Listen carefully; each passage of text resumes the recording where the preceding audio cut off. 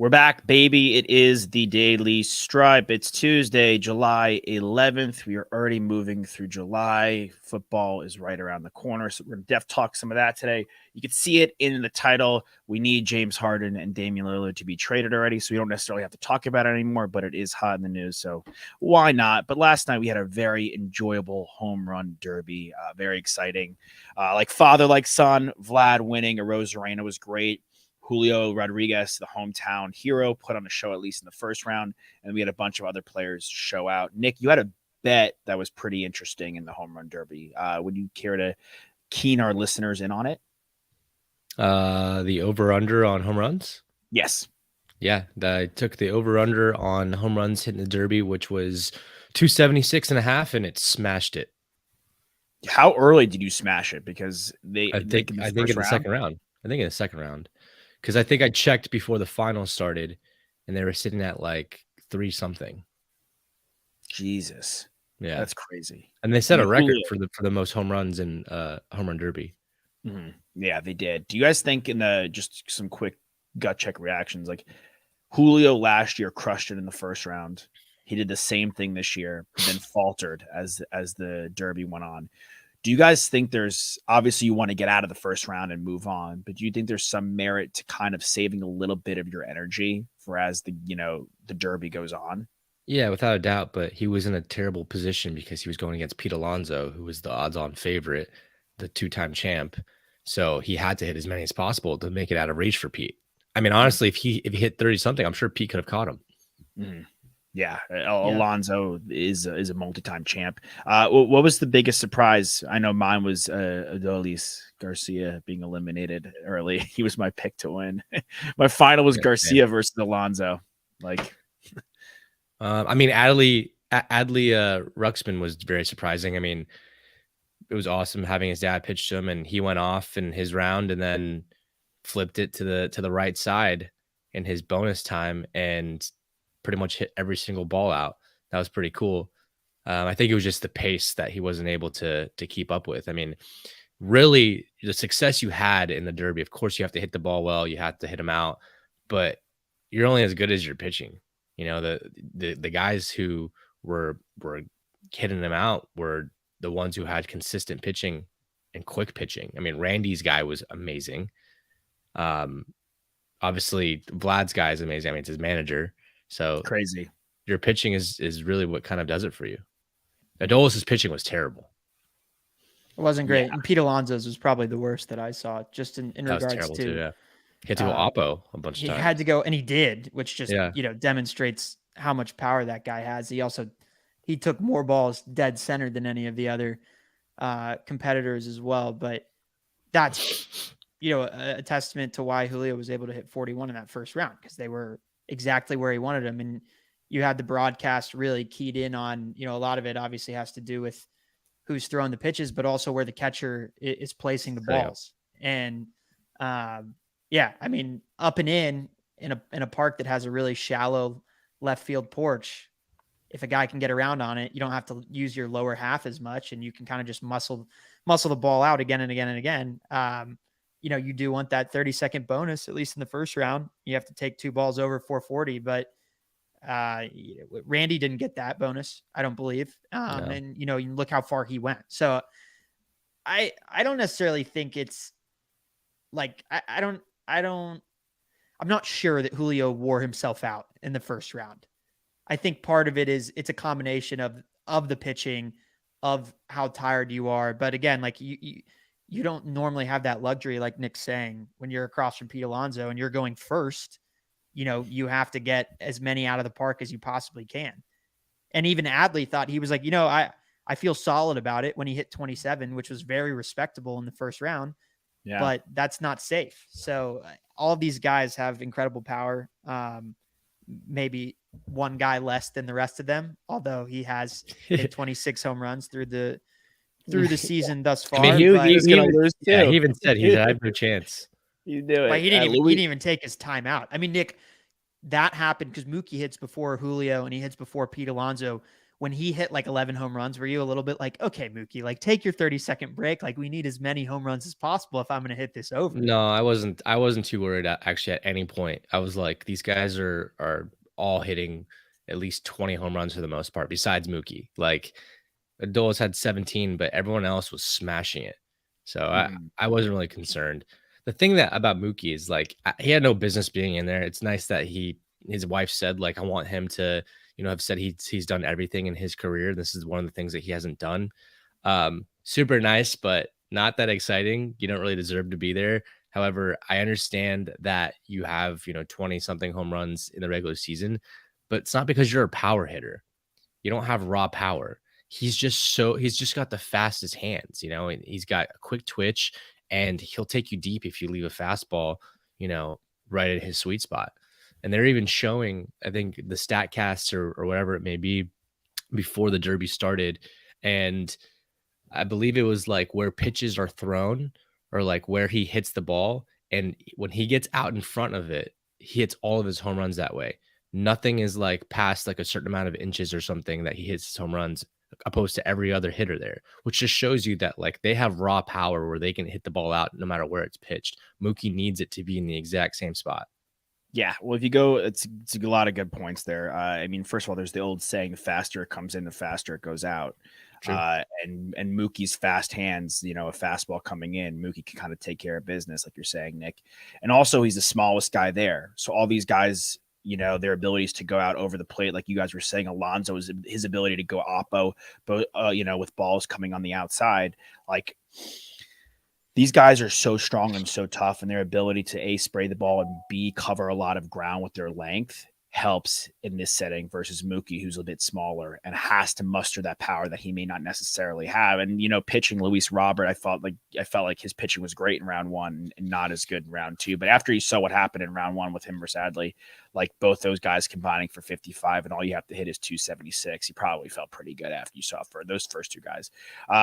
I think a lot of people are starting to see his nickname. It's one of my favorite nicknames in baseball, the Panther.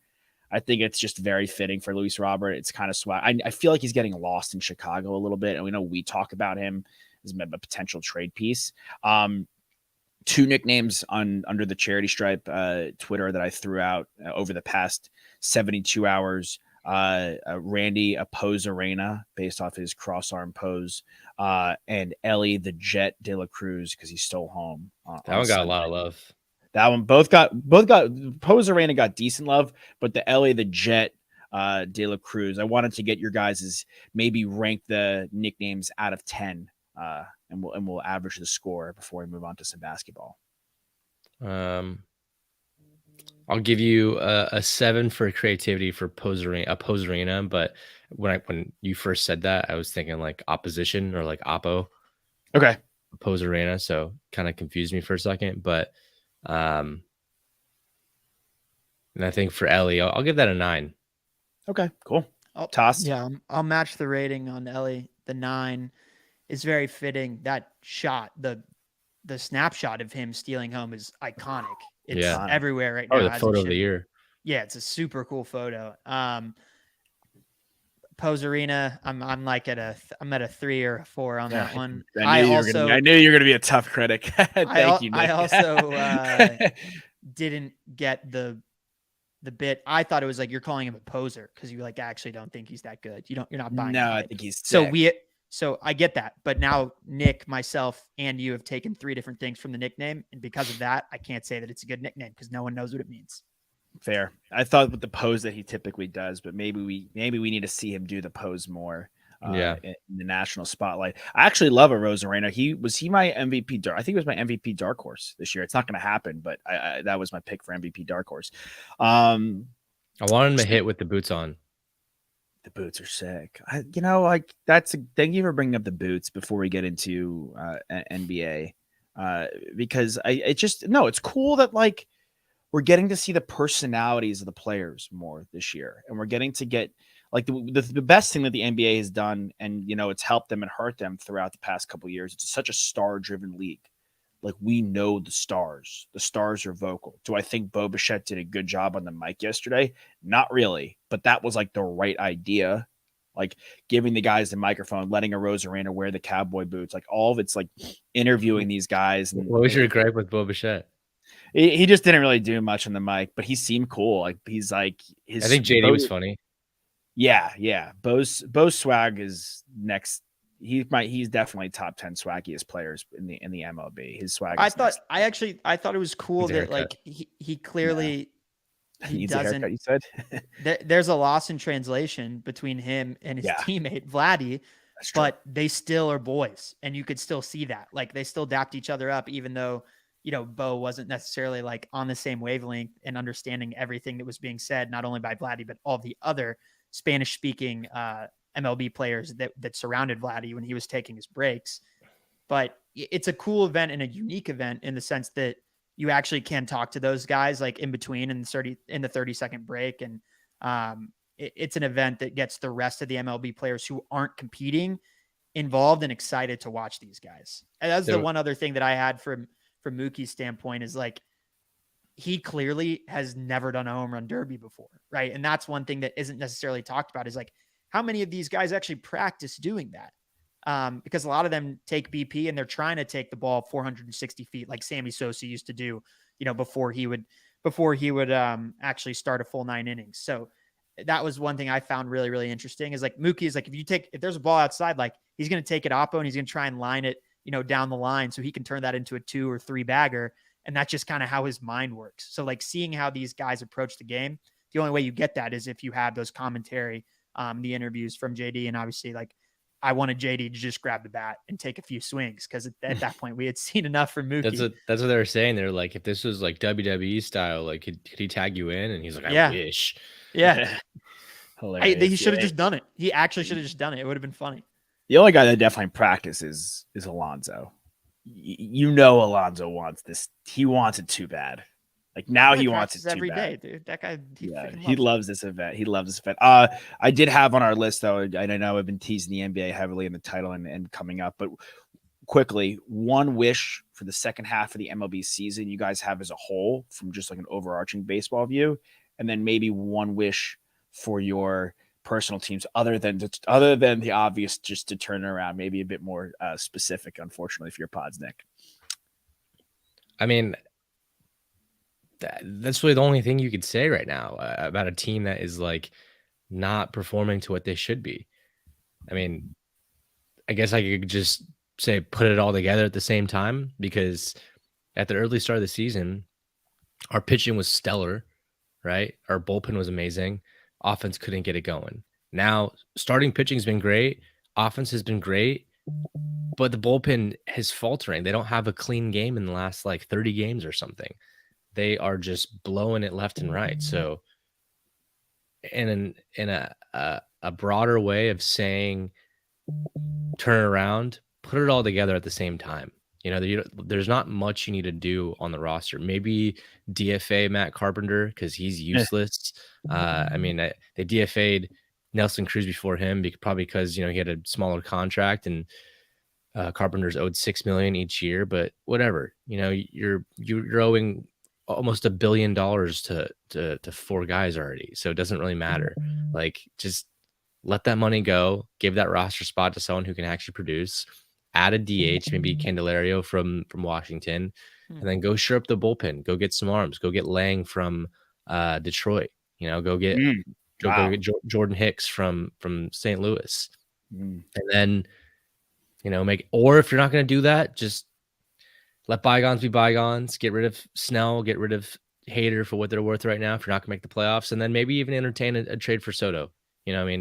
See what you can get while the values are an all-time high, because every game that you spend, with him on your roster, you're losing value because it just gets quicker and quicker to hit his free agency expiring. Mm-hmm. Nice. That's putting it all together is a big takeaway, and I think we've seen a lot of the different Padres players excel, but all at different times. So I think that's a good point. And Hicks, Lang, Candelario are really great targets. Heimer Candelario has been great for the National. Yeah. He's been good all his whole career. Toss, one wish you have for your Texas Rangers? Well, for me, I think coming into the season, it was just about, beating expectations, hitting the over on our regular season wins and becoming a relatively competitive baseball club. And we've already exceeded those expectations. We had a rocky-ish finish pre-All-Star break, and the Astros have closed the gap. So my wish for them is that they beat the Astros and take the division. I think it's really important for this club. I think for them to be taken seriously, and look, they could be a wild card team and be the second best team in the AL West at the end of the season and still have a good record and get to the playoffs. But I think it would be really meaningful for them to get it done and win the AL West. So they need to stand pat there. And I mean, I think they've only got 2 games up on the Astros right now. And then outside of that, another team, that I'm looking at the beginning of the season, I think my AL pick was the Guardians. They've finally taken the AL Central, now that we're at the All-Star break. Yeah, right at 500. But if they win that division, they're in a pretty good spot. So I'd like to see them bounce back and have a really dominant second half of the season, just to make my pick come true, because up until the All-Star break, I have not felt very confident about that pick that I made. But they do have a great closer. They obviously have a guy, who's a perennial MVP candidate in the AL, and a guy that you love, Josh. Like, you're a huge Jose Ramirez fan. I know Nick and I like him too, obviously, but you've always kind of been in his corner. But yeah, man, I just, for the Rangers, just beating the Stros, and the Stros have been gaining, and the chirping gets more and more. And look, like, we don't like them. No one likes them in the MLB. So I feel like it's a cause that everybody can get behind. And I'd love to see the Reds hold on to it in the NL Central as well. The Brewers are putting together a good season, but Team Reds, that's your overarching Team Reds. Yeah. I mean, these teams that we didn't expect to be there, my overarching is I'd like them to hold on and not just be first half wonders. Mm-hmm. Nice. I'll give you my overarching. Please. I want Ohtani just to continue the dominance and just put together the craziest season you've ever seen. Go for 60 home runs and strike out 250 batters. That'd be insane. Yeah, I'll bend the knee to that one, Nick, and both yours actually. Probably would both be on my wish list for the Reds to hang on and head to the playoffs. So we see Ellie the Jet, De La Cruz. That Nick sounds like that's the nickname that's sticking. Head to the playoffs, and Ohtani. And I guess piggybacking on, I want to see Ohtani moved. I love trades. I love the general manager aspect of things, and I'd love to see Ohtani on the move. Sorry, Angels fans, but that's probably my overarching wish. And I would guess my Red Sox wish, go for it. Like, you're 5 games above 500. You're 2 games back in the wild card. Like, you have Brian Bayo, okay? You have Paxton, who's been awesome. Like, you have 2 good frontline starters. Nick, you talked about poaching the Cardinals for your team. Go poach the Cardinals for Jordan Montgomery. Get him as a rental and make him your number 3 starter, and then have Cutter Crawford as your fourth guy. You're getting John Schreiber back, who was a really big piece in the bullpen. He's beginning his rehab assignment. So getting him back with Chris Martin and Winkowski to set up Kenley is all of a sudden the pitching's there, and you may have a top 5 outfield in baseball with Verdugo, Yoshida, and Jaron. Like, that's a really seriously talented outfield with Rob Refsnyder, who's a nice 4th outfielder in the mix. I could see, as the days go on, I could really see the Cardinals potentially selling on Paul Goldschmidt. We've been saying it, like, do it. Like, should. I mean, he's a free agent after 2024. So you've gotten a lot out of his contract. So you basically have a season and a half. You have what Soto is.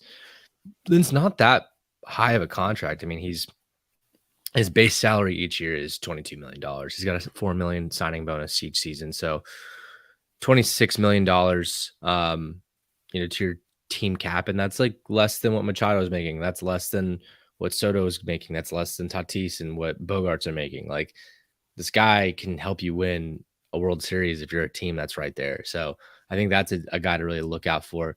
One thing I saw the other day at the All-Star break, 2 of the teams that were slotted to make the playoffs at the All-Star break, right? If you did the playoff picture as it stood at the break, 2 of the teams did not make it last year. are there any teams for you that are currently poised to make the to make the playoffs at the All-Star break that you do not foresee making the playoffs? So as it stands right now, we've got the Rays, the Orioles, the Blue Jays, the Guardians, the Rangers, and the Astros. That's the AL. And the NL, we've got Atlanta, Miami, Cincinnati, LA Dodgers, Diamondbacks, and Giants. Any pretenders in there? I think that I'll throw mine out. I think the Giants will miss the playoffs. It's probably where I'm at too. I think the Phillies catch them. I don't think the Diamondbacks are super safe per se, and they probably have to do something. Maybe a little Norwegian buyback with Paul Goldschmidt. I don't know. They have Christian Walker. But that'd be funny. I think the Marlins. I don't think the Marlins are pretenders. I think they're legit. Like, to me, Sandy can totally put it together again. And I'm not saying he's going to Cy Young, but he can get back to form. And all of a sudden, they're pitching with him, Yuri Perez, and Braxton Garrett, and Jesus Luzardo. Like, that could be one of the best, if not the best, rotation, in the National League. And they could be a team that goes and gets Paul Goldschmidt. Like, if he is available and, they're like, okay, we're not scoring enough runs and that's what we need help with, maybe they go get him. But I'm with you. I think the Fish are in. I like the Giants to fall to the Phillies here. I see that happening. I mean, it's just, yeah, I wouldn't expect two teams from the NL Central, so it's likely not going to be the Brewers, who they're knocking on the door. They're actually ahead of the Phillies right now, if you're just looking at win percentage. I know obviously we trust the Phillies a lot more, given that they're the team that made the World Series from the NL side last year. I would be remiss if I just didn't mention that the AL is tricky to predict, but it's not like we would be surprised if the Yankees ended up in the playoffs. The Angels have slid, and now the Mariners are in the 3 spot in the AL West, but I haven't seen enough from the Mariners to kind of put them in that same category as the Phillies to make that jump. Because I do believe at this point, like, why should we think that the Yankees, the Red Sox, and the Blue Jays are worse than the Mariners? I don't. I think they're all better teams than them, and I think they know who they are, and they have a more concrete identity. So I think the Giants is a good pick. It's too tough to call it in the AL, I would say. There's no one that's like sticking out that I'm like, oh, they're going to blow it. Yeah. Nick, you probably know this better than us because it's your division, but I hate picking against the Giants because somehow, some way they're pesky. They always put together a team and you're like, how are we here in late August, and a team we thought would be 4th in the division is right there with the division lead? They're an amazing organization. Like, there's nothing, maybe it's because the ball. It's not quite the same, but I feel a little bit about them how I feel about the Pittsburgh Steelers, where I'm like, just when you think that they're going to suck, they just always are so competitive and know exactly how to play the game and get wins. I mean, I think it's a great comp. You don't win 3 World Series in like a span of 10 years by accident. I mean, there's something that they do right in the organization that is top tier, and doesn't matter who they have at manager. Doesn't matter who they have in their organization. There's a lot of guys on this roster that you're questioning, like, who is this guy? Or even guys that are like, this guy's way too old, right? Like, Brandon Crawford's been doing it forever. Last year, Brandon Belt, like, random guys just are on this roster, and they find success. I think they're just really good at evaluating talent and maybe unlocking hidden talents too.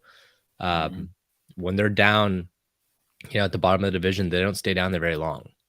So, yeah, I mean, Estrada at second base, Lamonte Wade Jr., like, these guys they find from, like, Conforto and JD Davis, like, Mets castoffs they've taken and made good. It's pretty wild. Speaking of pretty wild, the NBA offseason usually is pretty wild. I feel it's been a bit more tame. It's been a bit more talked and barked and bite. I think that was actually probably I think there's just like not as many free agents. So it's all like everything has to be around trades. So I guess I'll throw some guys out. if they'll be traded in the next 365 days. So next calendar year, will they be traded? All right. So let's start with Cat, Karl Anthony Towns. Will he be traded within a year?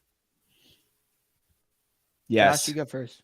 Yeah. You want me to go first? I'll go first today. Yes, I think so. I just think that Ant-Man, first of all, I don't know if you guys have seen Halliburton on Paul George's podcast tell a story about Anthony Edwards, and I'll send it to you guys later. He's hilarious. He's the face of the franchise. He's the perfect guy for Minnesota. And he's, one of my favorite players because he's come out and said that his goal is to play all 82 games every year. A rarity in a superstar. I think they need to go get picks. They got fleeced with the Gobert deal. I think Karl Anthony Towns is a good player for them to move, especially as they see like the Western Conference once again to me is all of a sudden very tough and very deep, and they may be in a play-in or outside the play-in heading next year, so they may have to make something happen. Toss. Yeah, 365 is tough, right? Because it goes into next offseason as well. And I certainly don't believe that he's going to get moved this season of NBA basketball, the 2023-2024 season. I do not believe that he will be moved before that trade deadline. I think that the Timberwolves have tied their hands a little bit here because you're not going to get the same return that you gave up for Rudy Gobert if you give up Karl Anthony Towns. That's just the way that the market is working right now.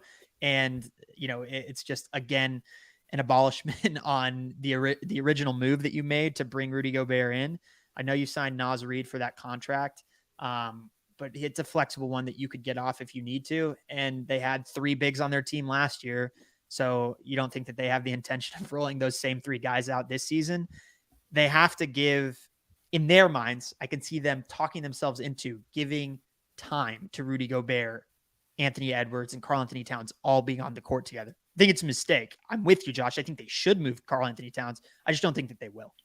Yeah, I think it is tough to do 365. So let's cut it down to just this season because there's guys on this list that can probably get traded. Could get traded twice in 365 days. All right. So next up, we got Damian Lillard. Will he be traded this season? Yeah, and you know what? But I'm Portland apparently has come out and said that they'll wait. Is that obvious though? Because from what we're hearing, it's like he only wants to go to Miami. If they can't get a deal done in Miami, then what do they do? Yeah, well, unfortunately, he doesn't have a no trade clause. And he can do whatever he wants. I mean, that's the other team. I think that at a certain point, he will want to be off the roster so badly, and I think he's already getting there, that he will be willing to not hold out at camp and not hold out from playing with whatever team he gets traded to. If he feels like that they have a better shot and they have a better team than the Portland Trailblazers, then he's going to give it his all. He's an elite competitor. Like, I think that it's a bit of a front, and I don't necessarily buy it from a guy that I know whenever he's out on the court always wants to be the best player out there and believes that he's one of the best players in the NBA. Yeah, well, I mean, you got to play a little poker sometimes, I mean, you don't want to like just put it all on the table. And I mean, there is a little bit of negotiating on his part too. Like he wants to find the right home. And he wants to win a championship and wants to set himself up for success. So he's got to play the game a little bit. So I understand kind of the process a little bit, but at some point you got to just kind of bear down and do your thing. Yeah, but I just think that like saying you're only going to go to Miami and saying you're not going to play for the team if they trade for you, like that's a little petulant in my mind. Like, what are we? Yeah. It's, first of all, people are starting to. Dame's going from the most loyal player to all of a sudden people are anti-Dame and like so disappointed based on how he's acted in the past. And I think Miami doesn't have it. Like, they don't have the deal. Like, we all know what they can offer. Like, it's black and white what they are going, their best packages, and they can't do it because they won't include Bam. If they're not going to include Bam, Portland does not want what they have to offer. So they need to get Chicago involved with Levine. They got to do this. They got to get Brooklyn. Like all of a sudden, it's like, they're throwing a block party and they're trying to get Dame Lillard to get back to their house. Not going to happen. I think he gets traded. I saw Cleveland the other day floated out. I thought that was pretty interesting considering they were disappointed with Darius Garland's playoff performance after they moved Donovan Mitchell. And to me, Darius Garland is a better starting point than Tyler Herro. He just is. I would rather have him on my running the point on my team than bringing in Harrell, like, and whatever picks you can get from Cleveland. Maybe bring in Isaac Okoro as well. We know they love their defensive wings in Portland, but Damian Lillard, A, Miami doesn't have it, and B, I hate to say this, but like Portland doesn't owe you anything, bro. Like you signed that deal with them. You did. Like you could have hit free agency and then you could have signed anywhere you wanted to. You elected to sign a deal with Portland. That was your choice. You signed that contract extension. Now you want out of that deal. You don't want to play from them anymore. Like you don't have the no trade clause. Like I disagree that they don't owe you anything. I think they definitely owe you some say in where you go.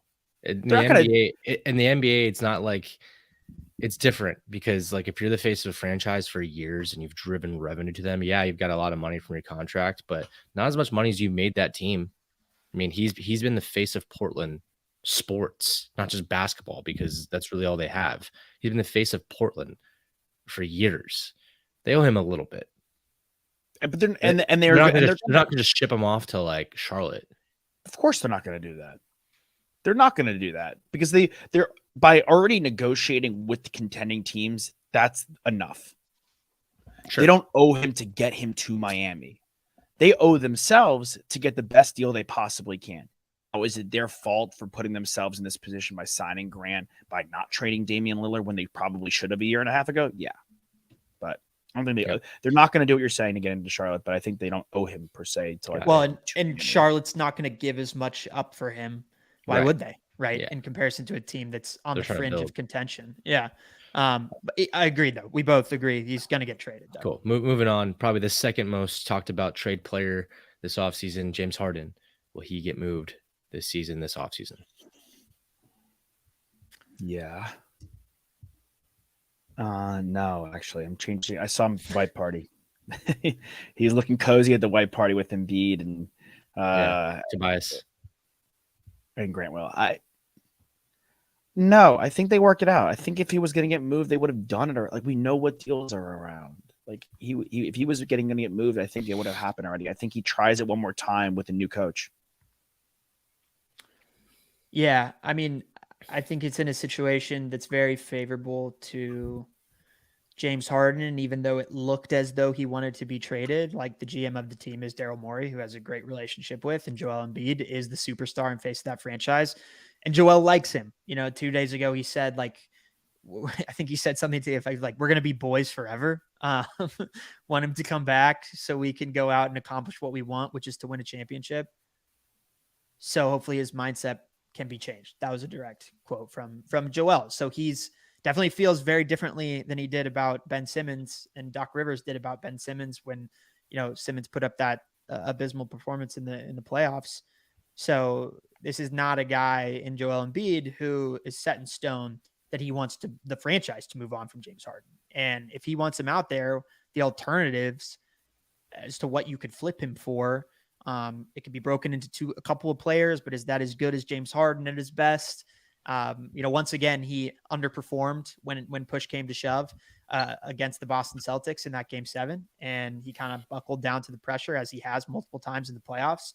But it doesn't mean that, if Tyrese Maxey takes a step forward and they have other guys who are contributors, that, they can lighten the load for James Harden going into this next playoff run. I presume that if he stays on the team, they'll be back in the playoffs. And I trust this head coach more than I do Doc.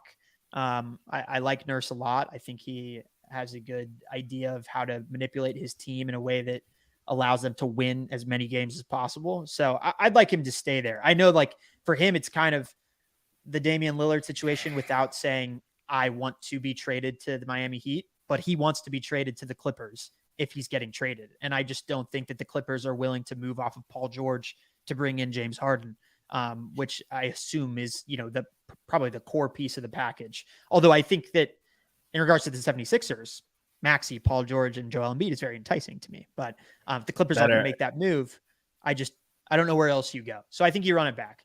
So I don't believe that he will be traded. I do want to say one. I know you have a list, Nick, but I want to say one thing to the point of, like, he didn't show up in Game 7. Yes, neither did Embiid, but maybe cracking under the pressure, I think is a bit harsh to me, because when push came to shove, in game 1 when Embiid was out and everyone thought the Celtics were going to wipe the floor with the 76ers, he did show up and he got that win. So he was elimination game. The only reason but the only reason they all matter because they wouldn't have got to the elimination game if they lost that game. They all matter. All those games matter. The one that sends you packing, the one that sends you home matters most.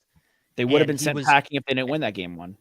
He didn't look. I'm not saying that guys don't have bad games, but I didn't feel like he had a competitive drive in that game. I didn't feel like he was in it to win it for his team. I didn't feel like he wanted to will his team to a victory, to even try and get to the free throw line 15 times. He was not playing at 100% effort level in game 7. That's where my draw with him is guy. I don't want to, a guy that's not going to give me his all when we're at the brightest light moment. Like Jason Tatum stepped up in game 7. I know Jason Tatum's going to go down swinging, whether he makes his shots or not. That's a different situation. But like, look, Jason Tatum and Jaylen Brown will never give up. They will never give up. And I at least respect the hell out of them for that. Yeah. I just think the game 1 that Harden put together shouldn't be overlooked.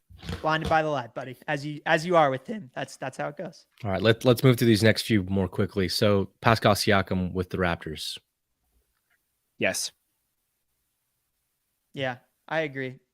If Van Vliet had stayed, I think they probably would have ran it back.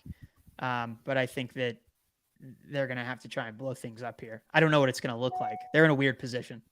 They're in a really, really weird position, but they should trade him. Yep. What about OG Anunoby? See ya. Along, not with him, but along like someone's got a tank in the NBA and it's their time to do it. They're blowing it up. Blow it up the right way. Mm-hmm. Don't blow up part of it. Blow up all of it. Save all right. the battleship. Our Texas Longhorn boy, Miles Turner. I think he stays, man. I think if they were going to trade him, they would have done it already. I think Indiana can be competitive this year. I'm buying that. I'm drinking that Kool-Aid. I think they can be competitive and they can be better than the Bulls and try to get into that play and maybe back end of the playoffs. Yeah, I agree. I don't think, and this guy's also on the list, that it's contingent upon keeping Buddy Hield, though.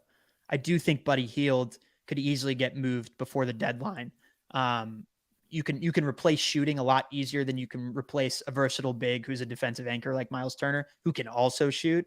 So I'm going to say that they move Hield before the deadline. They hold on to Turner. Josh, Hield's the next guy on the list. What do you say? I actually agree with Alexander. I think he couldn't have said it better. So I'll move on in the list. Great. Next up, Mikal Bridges. I say yeah. I think they're in the same position as the Raptors where, look, somebody has to tank. Like somebody has to, you that's the way like the cycle goes. Like the Pistons and the Rockets and the Pacers and I think I'm forgetting, and the Magic, these teams have moved past tank level. They're moving into, okay, we're going to start trying to get competitive. I think the next teams to tank are the Raptors and the Nets. And I think the Nets have never done it properly.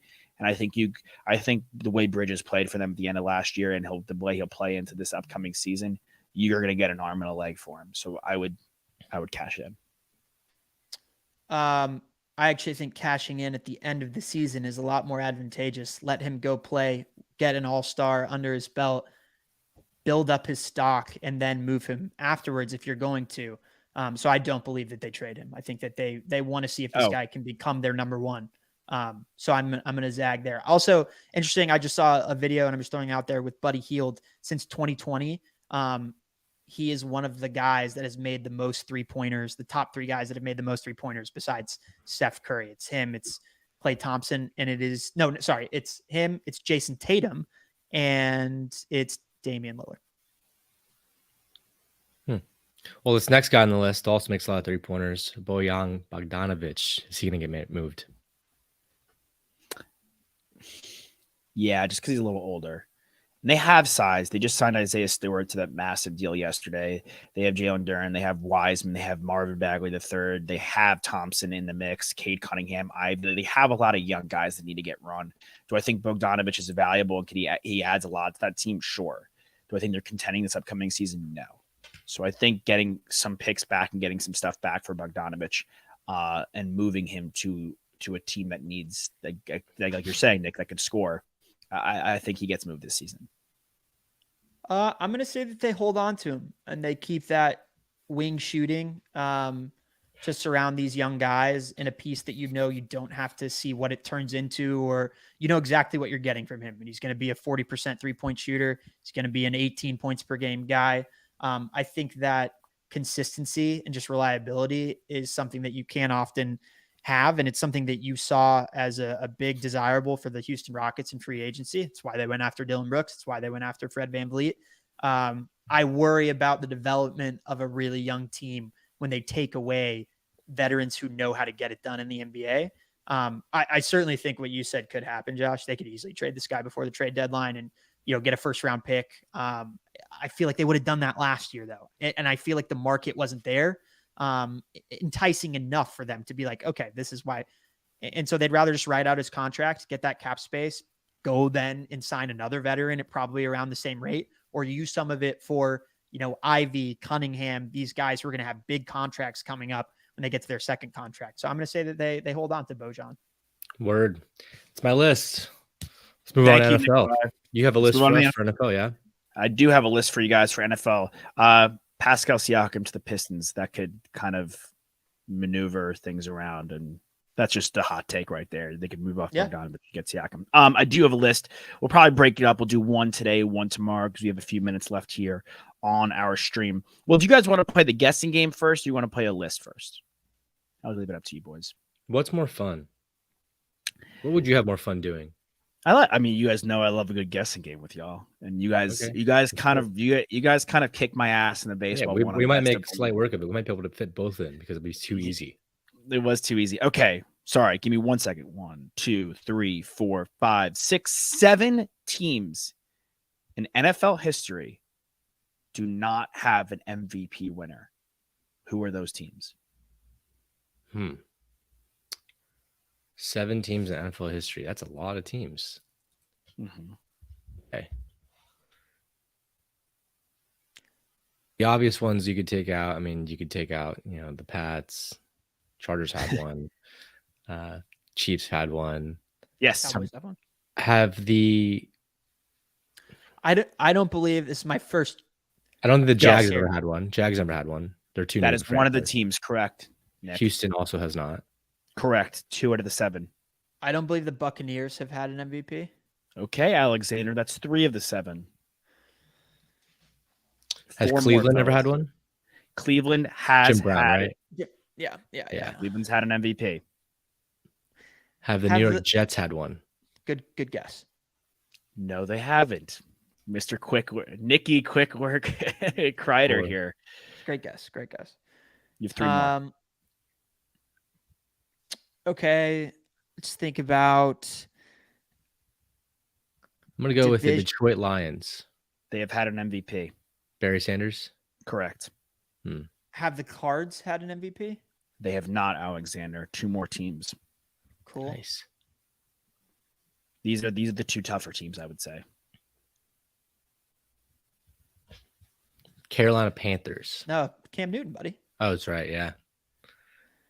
Sorry, buddy. That one's a recent one. Saints. Correct, Nick. Yeah. One more to go. Okay. All right. Drew Brees never did it.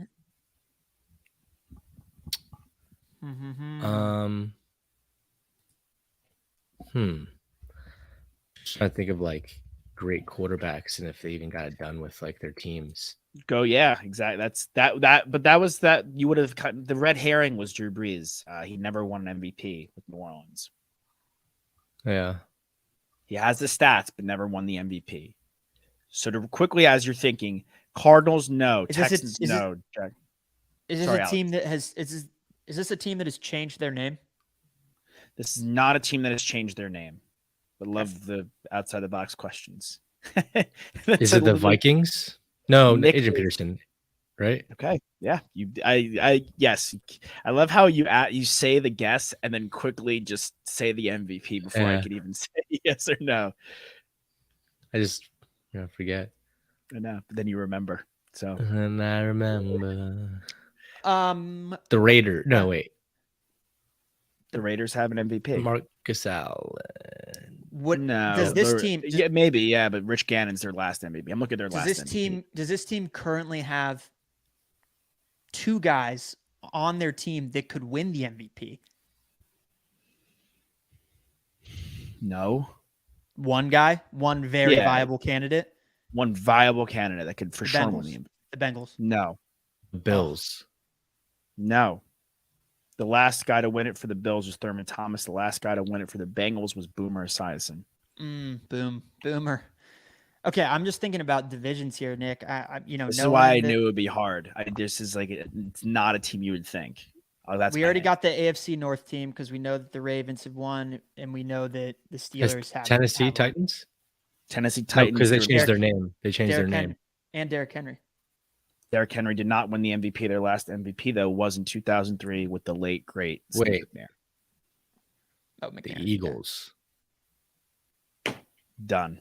That's it. Oh, correct. I thought for a second that I was like, should we take a swing at the Eagles? I feel like they've been around for so long, but like, have they never had an MVP? They haven't. Well, they weren't great for a while. Yeah, honestly. I mean, a lot of teams. Obviously, the Packers, the Colts, the Broncos, with the quarterbacks. The last Cowboy to do it was actually Emmitt Smith, which is pretty interesting. And then the Giants player to do was Lawrence Taylor. But yeah, I mean, everyone. Actually, another interesting one for you guys. The last Steeler to do it was Terry Bradshaw. So the Steelers haven't had an MVP since the 70s, despite being one of the most consistently great teams. Yeah, Terry Bradshaw. Obviously, the 49ers. Yeah, 49ers have gotten it done with Steve Young being the last. Seahawks, of course. Can you name the last Seahawk? Was it Russ? Was it not dangerous? No, dangerous never won the MVP. Was Sean it Alexander? The Mr. Alexander, and then the Chargers with LT, and then Matt Ryan for the Falcons. Some recent ones. Well, gents, really good guessing, really good baseball talk, football talk, basketball talk, the whole shebang. And my phone goes on the counter, and that is our cue to hit the road. We'll see you guys tomorrow, Wednesday. We have a special guest Thursday, so get excited for that. Fans out there, hit your free throws because they're free. We'll see you guys next